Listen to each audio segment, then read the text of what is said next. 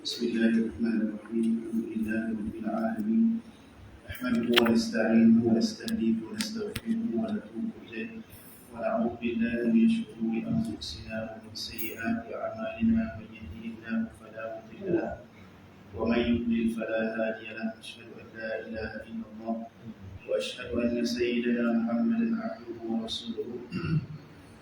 اللهم صل وسلم وزد وبارك على سيدنا محمد نور الفهم، وافتح علينا بمعرفة العلم، وسهل أخلاقنا بالحلم، واجعلنا ممن يستمعون القول فيتبعون أحسنه. آمين يا رب العالمين. Alhamdulillah, tuan-tuan, puan-puan, hadirin muslimin dan muslimat, mudah-mudahan dirahmati oleh Allah Subhanahu wa taala sekalian. Alhamdulillah, syukur pada Allah Subhanahu wa taala yang masih memberikan kita peluang untuk berada di rumah Allah pada malam ini untuk kita sama-sama memohon kepada Allah supaya menunjukkan kita kepada jalan yang benar, jalan yang lurus. Kita sebut dalam semaya ihdinas siratal mustaqim. Bermaksud, ya Allah, kekalkan kami atas jalan yang lurus, kekalkan kami atas jalan istiqamah, kekalkan kami atas jalan ibadah, atas jalan menuntut ilmu. Mudah-mudahan kita hidup dan kita mati dalam keadaan istiqamah, dalam keadaan siratal mustaqim, jalan yang lurus, insya-Allah. Jadi kita menyambung lagi pengajian kita dalam kitab Tafsir Al-Jalalain yang dikarang oleh Al-Imam Jalaluddin As-Suyuti dan juga Al-Imam Jalaluddin Al-Muhalli rahimahumullah wa nafa'ana bi'ulumihi fid dharain amin. Kita telah sampai pada ayat surah Al-Baqarah, ayat yang ke-54. Ayat ke-54 kita baca di minggu lepas. Dan kita akan baca lagi pada hari ini sampai ayat ke-57 insya-Allah. Jadi kita baca dulu surah Al-Baqarah daripada ayat 54 sehingga ayat ke-57. A'udzu billahi minasyaitonir rajim. Wa idh qala Musa liqaumihi ya qaumi innakum zalamtum anfusakum biittikhadhikumul 'ijl فتوبوا إلى بارئكم فاقتلوا أنفسكم ذلكم خير لكم عند بارئكم فتاب عليكم إنه هو التواب الرحيم وإذ قلتم يا موسى لن نؤمن لك حتى نرى الله جهرة فأخذتكم الصاعقة وأنتم تنظرون ثم بعثناكم من بعد موتكم لعلكم تشكرون وظللنا عليكم الغمام وأنزلنا عليكم المن والسلوى كلوا من طيبات ما رزقناكم وما ظلمونا ولكن كانوا أنفسهم يظلمون. Sadaqallahul azim. Jadi maksud ayat ke-54, dan ingatlah ketika Nabi Musa berkata kepada kaumnya, wahai kaumku, kamu benar-benar telah menzalimi dirimu sendiri dengan menjadikan patung anak sapi atau anak lembu sebagai sembahan. Kerana itu bertaubatlah kepada penciptamu dan bunuhlah dirimu. Itu lebih baik bagimu di sisi penciptamu. Dia akan menerima taubatmu. Sungguh dialah yang maha penerima taubat, yang maha penyayang. Ayat ke-55, dan ingatlah ketika kamu berkata, wahai Musa, kami tidak akan beriman kepadamu sebelum kami melihat Allah dengan jelas. Maka halilintar menyambarmu sedang kamu menyaksikannya. Kemudian kami membangkitkan kamu setelah kamu mati, agar kamu bersyukur. Dan kami menaungi kamu dengan awan. Dan kami menurunkan kepadamu man dan salwa. Makanlah makanan yang baik-baik dari rezeki yang telah kami berikan kepadamu. Mereka tidak menzalimi kami, tetapi justru mereka lah yang menzalimi diri sendiri. Baik, tuan-tuan yang dirahmati oleh Allah Subhanahu wa taala. Jadi surah Al-Baqarah, pada ayat-ayat yang kita baca beberapa kali pertemuan ini, kita baca berkaitan dengan kisah Bani Israel iaitu kaum Nabi Musa alaihissalam. Yang kisah ini berlaku pada lebih kurang tahun 1400 atau 1500 sebelum daripada Masihi.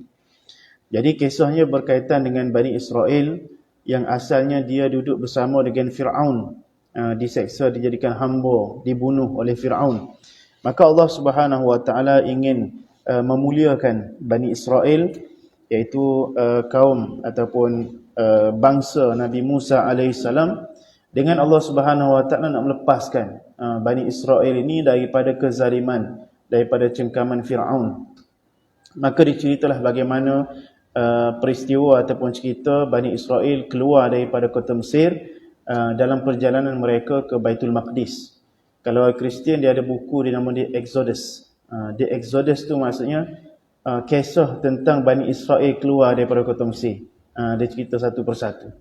Jadi ada perkara-perkara yang sama kisah cerita dalam Quran, sama dengan kisah dalam cerita dalam buku yang dikarang oleh padri-padri Kristian, tentang cerita bagaimana Bani Israel, bagaimana kaum Yahudi keluar daripada kota Mesir, melarikan diri daripada Fir'aun menuju ke Baitul Maqdis.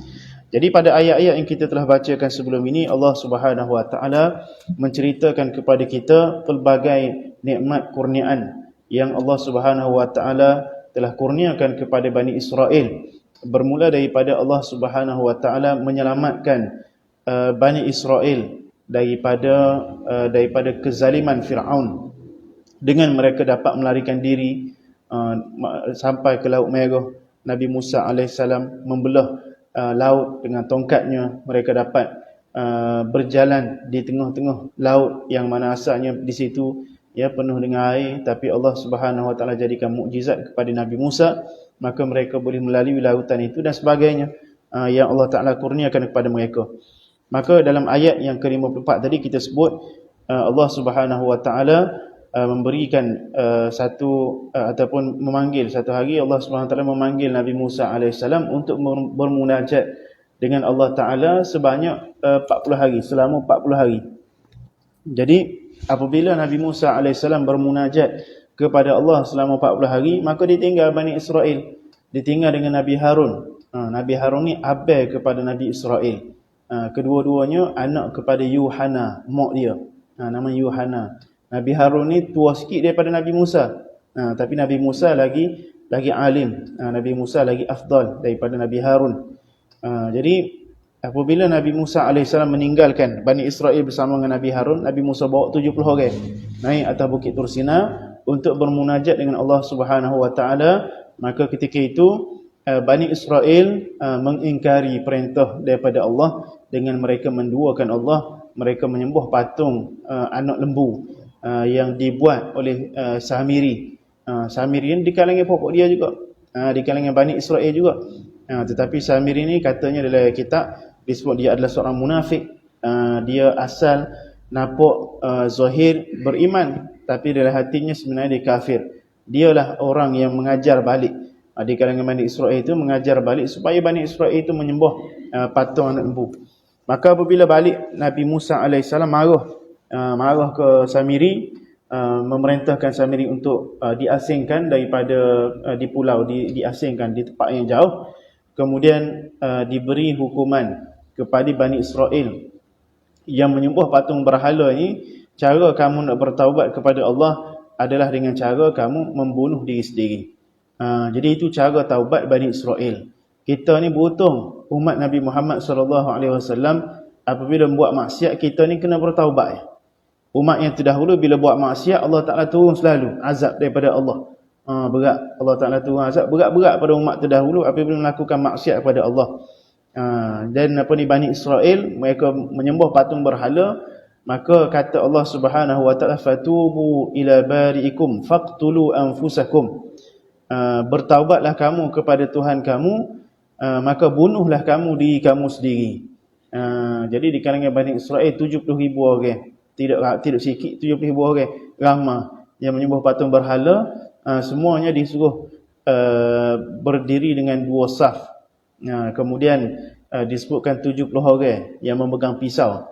Yang 70 orang ni bunuh semua 70,000 yang lain yang menyembah patung berhala. Jadi saat itu sangat sangat kita kata menyedihkan kepada Bani Israel, sehinggalah Allah Subhanahu Wa Taala menurunkan kasih sayangnya, menurunkan malaikat supaya suruh berhenti.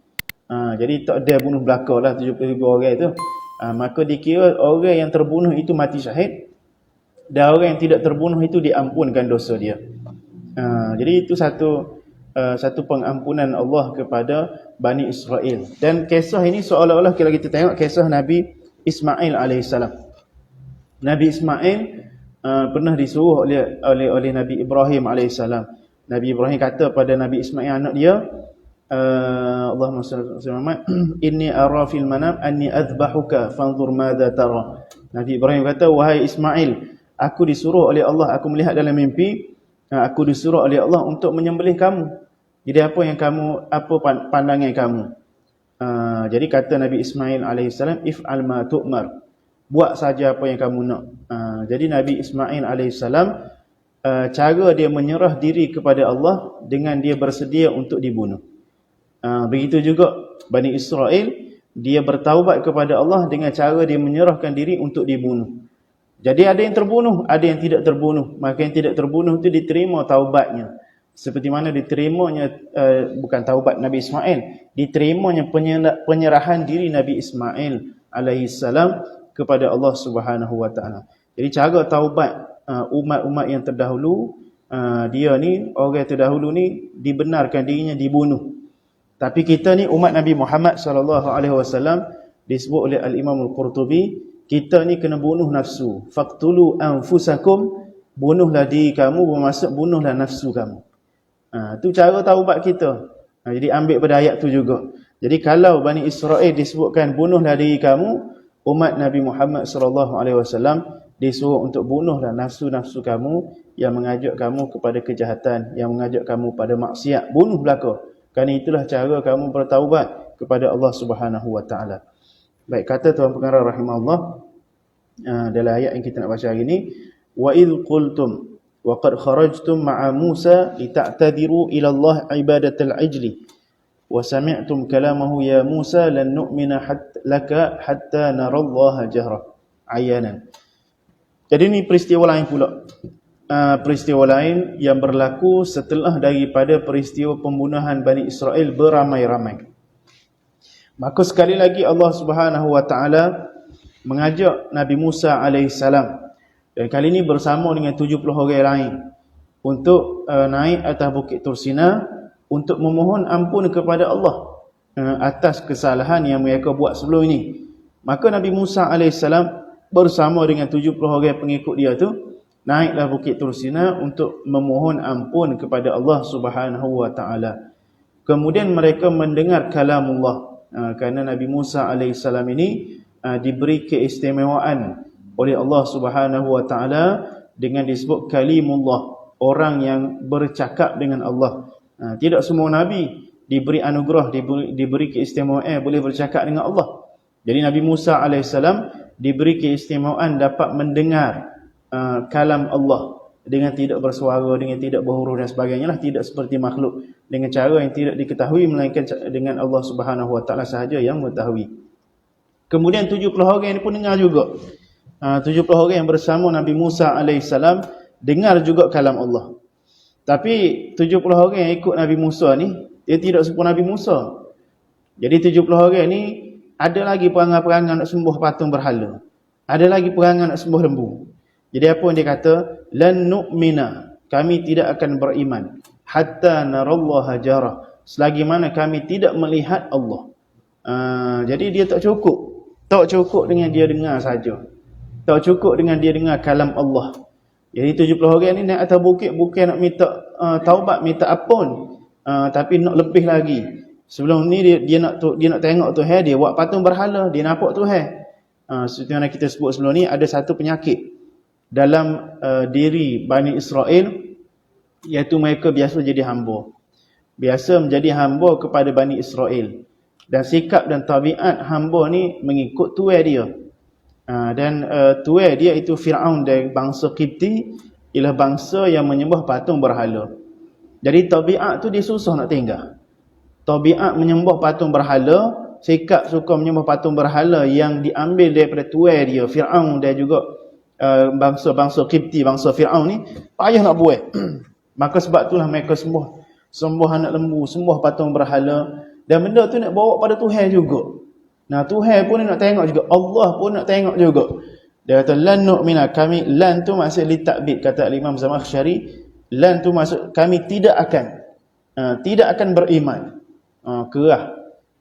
Kerahnya hati Bani Israel. Tak saya beriman lah, selagi mana tidak melihat Allah Subhanahu wa taala. Jadi mereka ni payah untuk terima, untuk taat pada Allah Subhanahu wa taala. Dan kita sebut sebenarnya kisah Bani Israel ini untuk kita.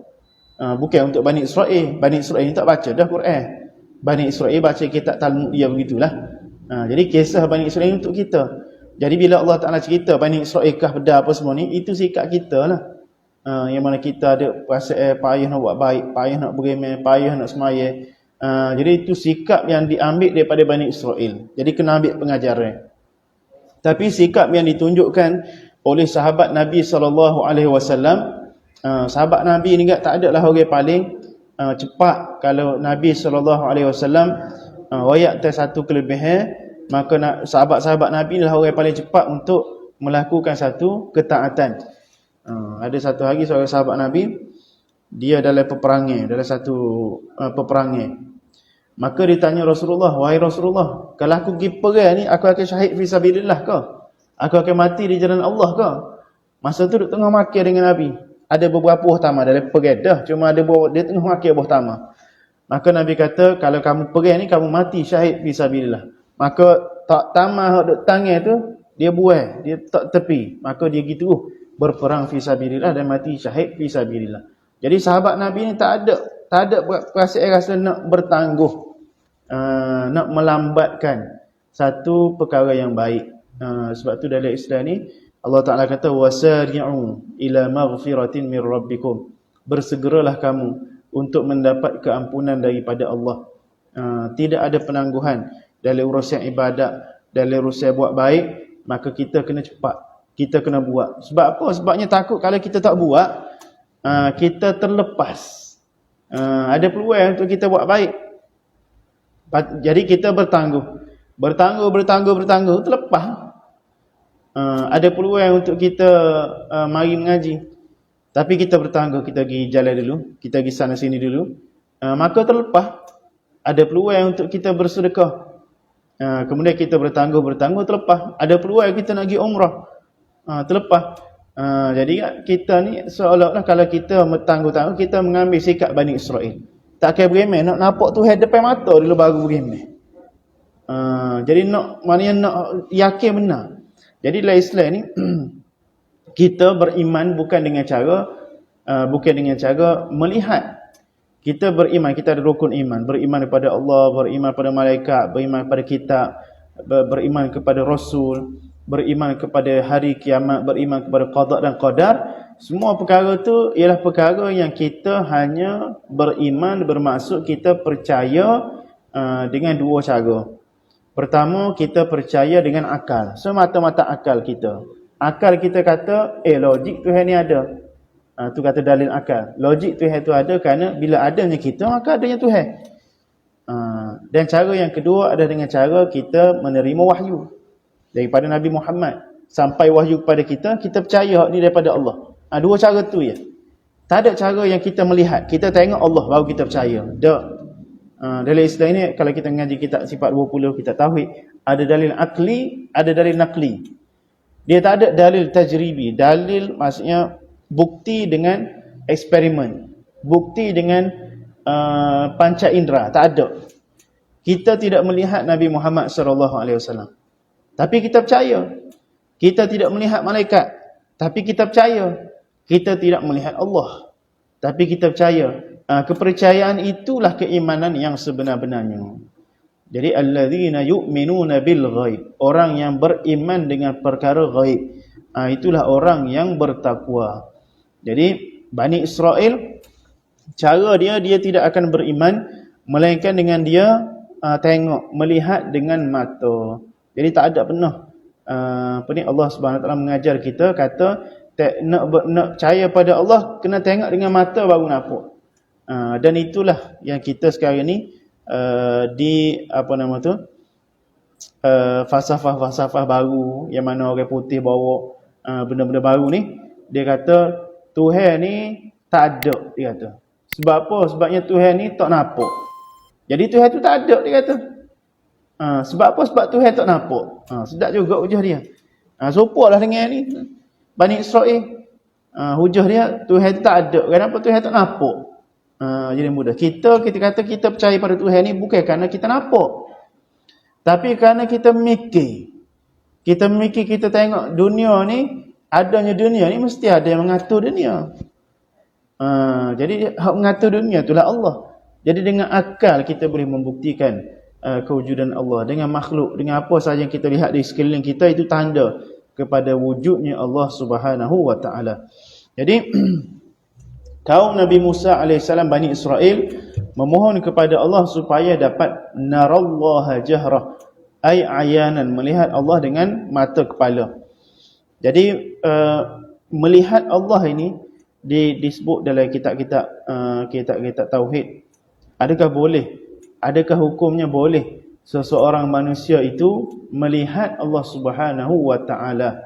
Maka disebut pendapat Ahlus Sunnah wal Jamaah, hukum melihat Allah Subhanahu wa ta'ala di dunia ini hukumnya harus boleh berlaku.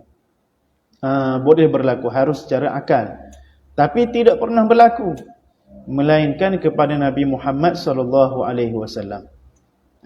Hanya berlaku yang sebelum akhirat. Di dunia ni pernah berlaku hanya kepada Nabi Muhammad sallallahu alaihi wasallam. Disebut dalam surah An-Najmi, walaqad ra'ahu bil ufuqil mubin wama huwa 'alal ghaibi bidanin wama huwa biqauli syaitanir rajim fa inna tadhhabun in huwa illa dzikr. Apa ayat dia? Laqad ra'a min ayati rabbihil kubra. Nabi Muhammad telah melihat daripada tanda-tanda kebesaran Allah. Sebagai para ulama mentafsirkan di situ, Nabi Muhammad sallallahu alaihi wasallam melihat Allah Subhanahu wa taala dalam peristiwa Isra dan Mi'raj. Ketika Nabi naik atas langit, Nabi melihat Allah Subhanahu wa taala. Jadi bolehkah berlaku seorang manusia melihat Allah? Boleh berlaku di dunia, tapi hanya berlaku kepada Nabi Muhammad sallallahu alaihi wasallam. Tapi bolehkah berlaku seorang itu melihat Allah dalam mimpi? Boleh ke tidak seorang itu melihat Allah Subhanahu wa taala dalam mimpi? Jadi itu pun perkara yang harus boleh berlaku. Dan dia berlaku kepada ramai ulama-ulama. Ulama-ulama dia boleh tengok Nabi Muhammad dalam mimpi. Dalam mimpi ni maknanya dia mimpi jumpa Nabi. Hal tu berlaku, hal tu biasa dengar. Ini bermimpi jumpa Allah. Ini pun berlaku. Kalau dulu-dulu disebut dalam kitab Al-Imam Ahmad, Imam Mazhab, Imam Ahmad Ibn Hanbal melihat Allah Subhanahu wa taala dalam mimpi sebanyak 100 kali. Disebut dalam kitab Hasyiah Bajuri ala Jawharatit Tauhid. Disebutkan riwayat Imam Ahmad bermimpi berjumpa dengan Allah 100 kali. Dan kali ke-100 tu ditanya, wahai Allah, bagaimanakah cara untuk aku membuat ketaatan kepadamu? Apa ibadat yang paling baik? Maka Allah Subhanahu wa taala berkata pada Imam Ahmad dalam mimpi ni, kamu membaca Al-Quran dengan bertadabbur. Itu ibadat yang paling baik. Itu disebutkan dalam kitab Hasyiah Bajuri ala Jawharatit Tauhid. Kemudian terdekat ni, ulama hamba pernah bacalah, yang melihat Allah Subhanahu wa taala dalam mimpi ialah Syekh Mula Ramadan Al-Buti, seorang ulama di Syria. Anak dia seorang ulama yang masyhur juga, Syekh Muhammad Said Ramadan Al-Buti. Anak dia karya satu kitab namanya Haza Walidi, tentang ayah saya. Ini ayah saya. Ayah dia ulama besar juga di Syria.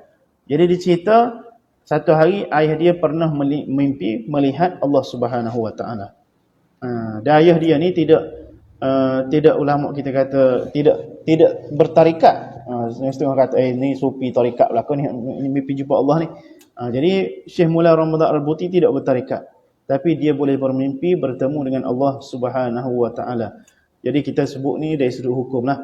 Dari sudut hukumnya benda tu harus berlaku. Tapi kita ni nak boleh mimpi jumpa Nabi Muhammad tu pun payah dah. So kalau kita nak mimpi jumpa Allah Subhanahu wa taala.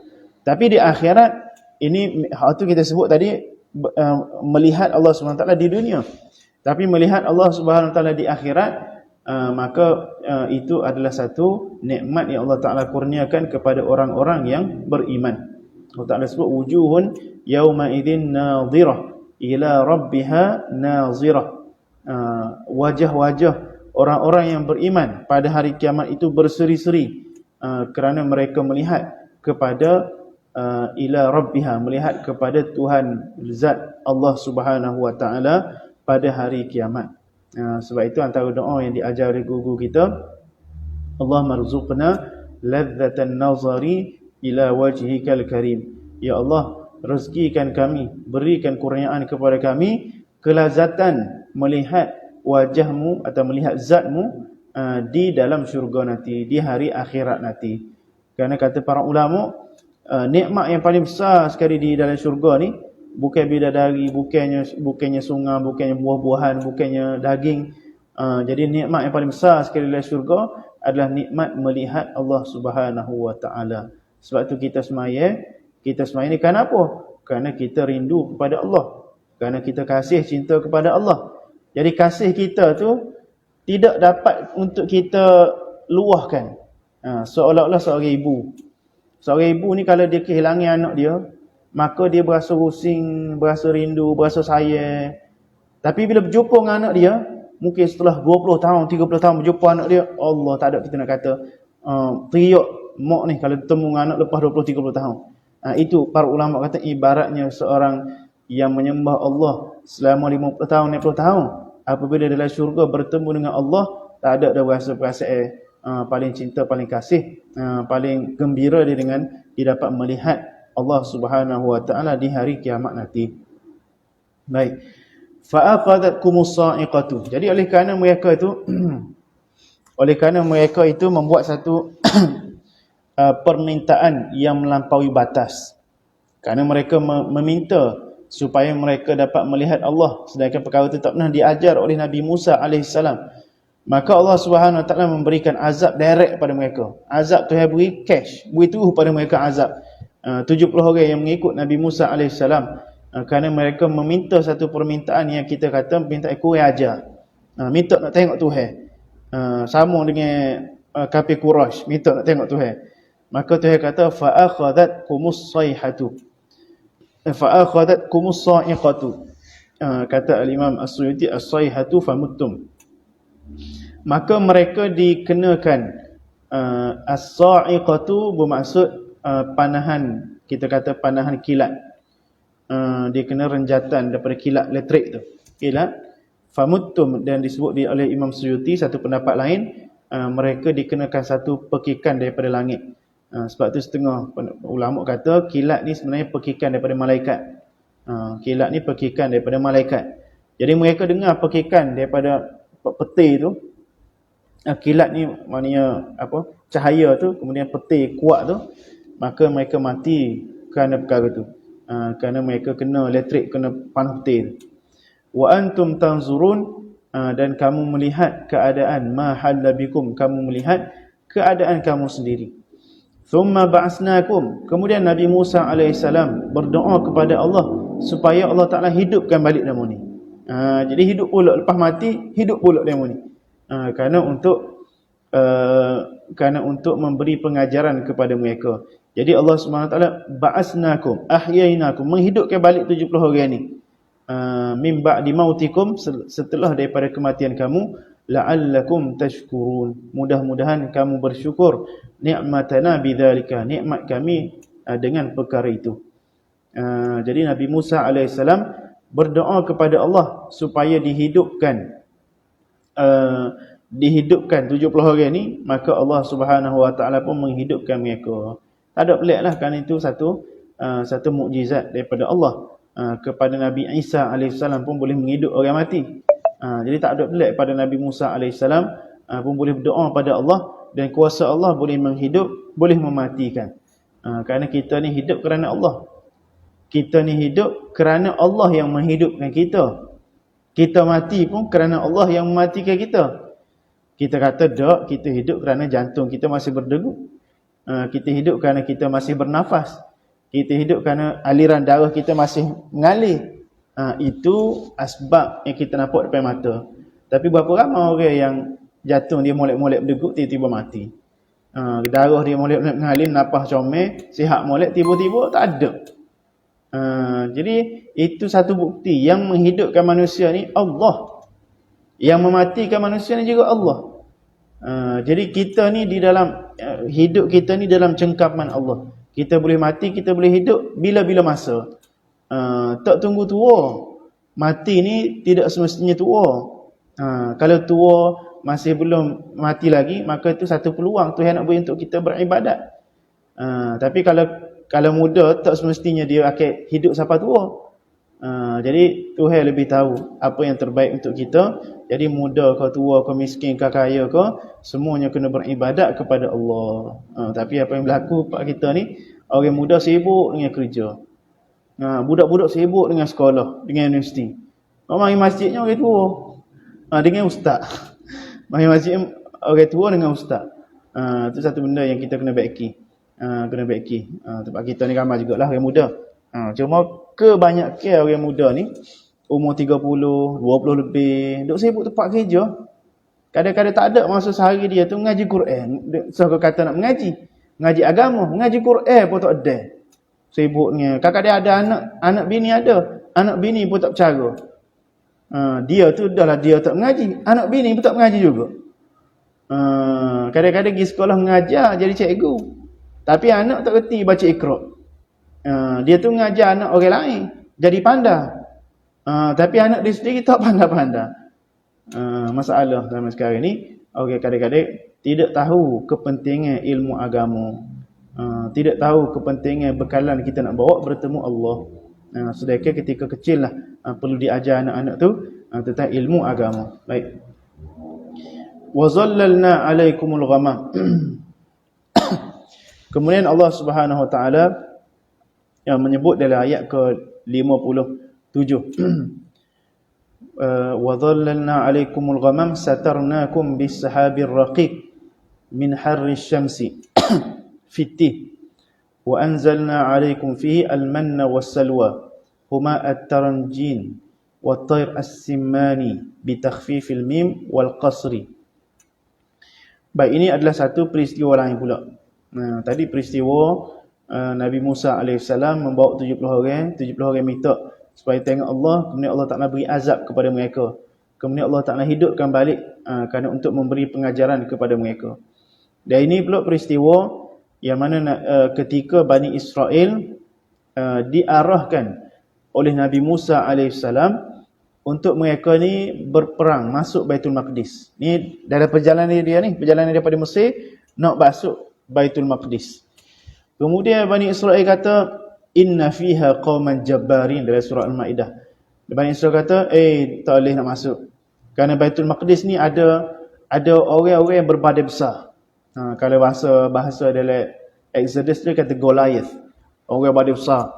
Orang kalau kita pergi dengan dia, tentu kalah. Kata Bani, pandai juga, bijak juga nama ni. Inna fiha qauman jabbarin wa inna lan nadkhulaha abadan ma damu fiha.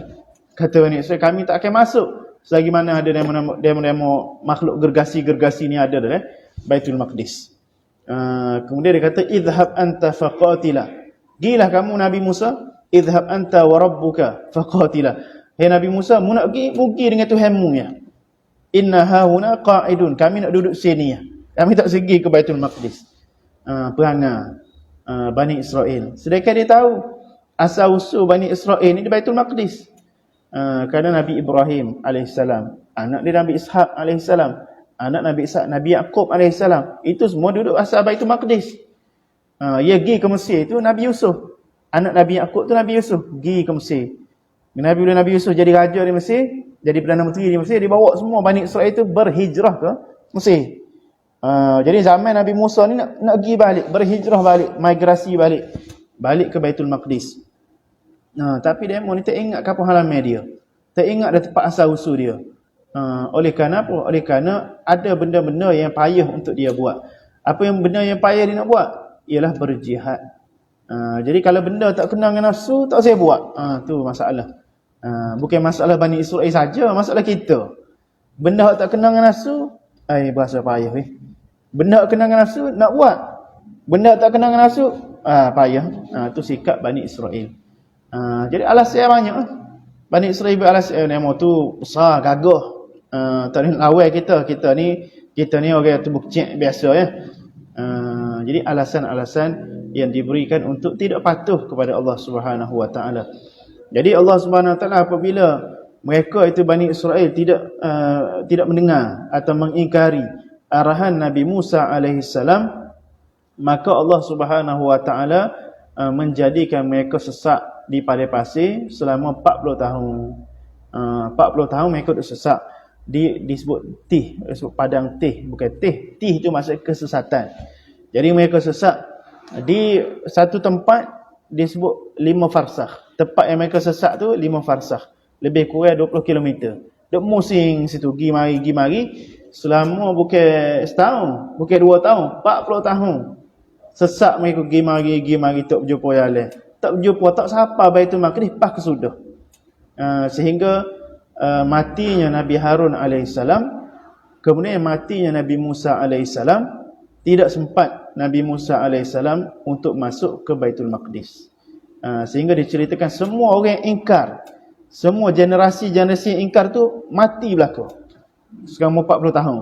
Dia tinggal lagi generasi muda-muda fresh, yang mana masih baik lagi, masih tidak pernah ingkar kepada Nabi Musa alaihissalam.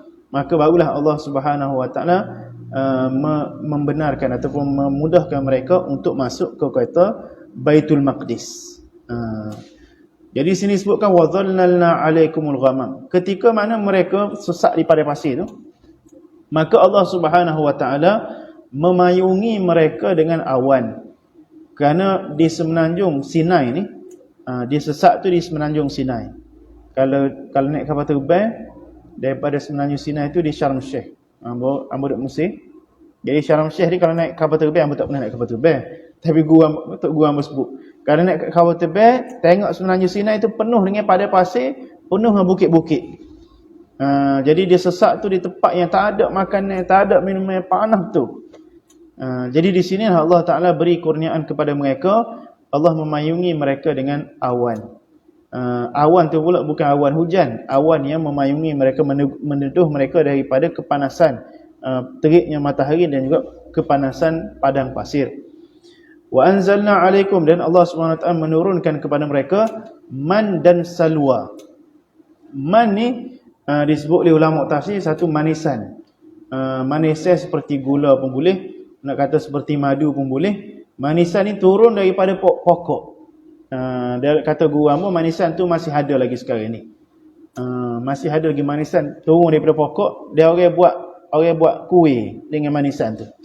Asalnya zaman Bani Israel lagi. Dan Allah Ta'ala turunkan kepada mereka salwa. Salwa ni, orang nama salwa ni burung puyuh. Jadi Allah Ta'ala terbangkan kepada mereka burung puyuh yang matang dah. Tidak anak, tidak telah. Burung puyuh matang mereka tangkap, kemudian terus boleh makan. Jadi itulah makanan mereka selama 40 tahun. Mereka berada sesak di padang pasir. Allah Ta'ala berikan kepada mereka makanan sedap lah. Burung puyuh ni sedap. Tidak supaya bandar ni, burung puyuh sedap. Kemudian manisnya pula, tak cukup dengan burung puyuh. Jadi Allah SWT berikan kurniaan kepada mereka supaya mereka bersyukur kepada Allah Subhanahu Wa Ta'ala. Kemudian kulu min tayyibati ma razaqnakum. InsyaAllah kita sambung lagi pada minggu hadapan. Wallahu subhanahu wa ta'ala a'la wa alam. Sallallahu ala sayyidina Muhammad wa ala alihi wa sahbihi wasallam. Alhamdulillahi rabbil alamin. Bismillahirrahmanirrahim. Alhamdulillahi rabbil alamin. Wassalatu wassalamu ala sayyidina Muhammad wa ala alihi wa sahbihi ajma'in. Allahumma anfa'na bima 'allamtana wa 'allimna alladhi yanfa'una wa zidna 'ilman. Allahumma faqihna wa faqih lana wa qarabatin lana fi dinina. Wa sallallahu ala sayyidina Muhammad wa ala alihi wa sahbihi wa baraka wa sallam. Alhamdulillahi rabbil alamin.